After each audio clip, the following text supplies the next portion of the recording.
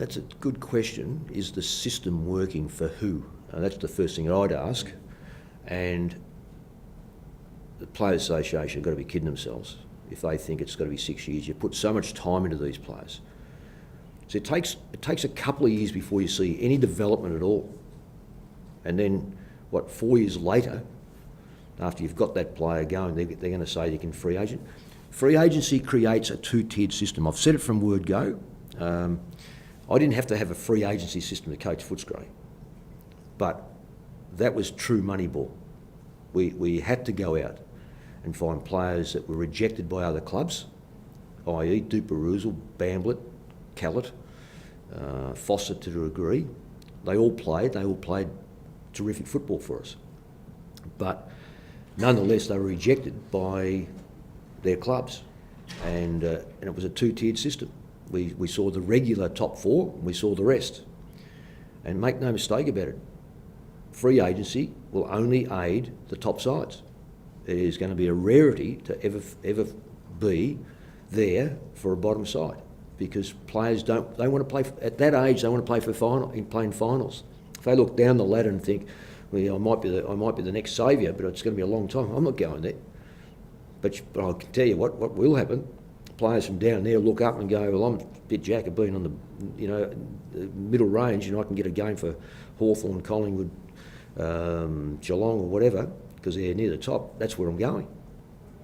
It's a two-tiered system that, unfortunately, I think it's more to do with the legality of keeping players at a club when they're not contracted.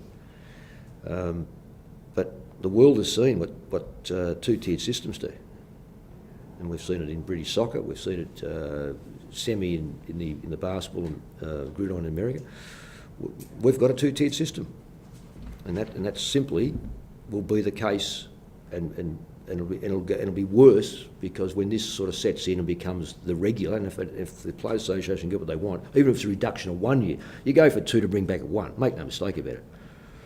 And if you want to pay rise, go for 10 and get 5, well, you'll be pretty happy. But this is a simple case of the Players Association not understanding the mechanics of how hard it is for football clubs to retain good footballers and have a chance to build up and get up the ladder. Because once they're just about ready, they go, and you start all over again. It's anyway, and we got players to trade. You say you don't? I'm not too sure how many players that I'm willing to give up. Put it that way. The ones that I've got that are good players, I want to keep. No, not at all. You got a young man who's very durable, loves the place. He's improved his football. In my eyes, he's improved as a footballer. Only will get better. He's still a young man, and why not give him the opportunity to spend his life here? He's a good footballer.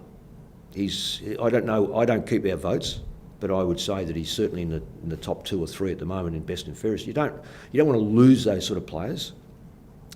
He's now been thrown a lot more responsibility. He's no longer a half-back, half-forward, winger, come whatever. He's now a genuine midfielder, and he's a genuine midfielder.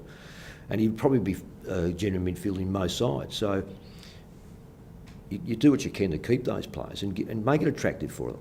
I mean, the place here is a very attractive place. It's a good football club. It's a good place to be around. And that's the heartening thing for me is that he had a choice.